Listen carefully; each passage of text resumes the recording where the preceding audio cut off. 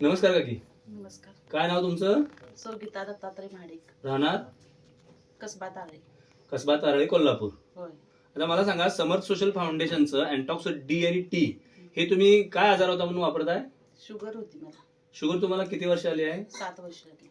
आता हे औषध तुम्ही किती दिवसापासून वापरताय?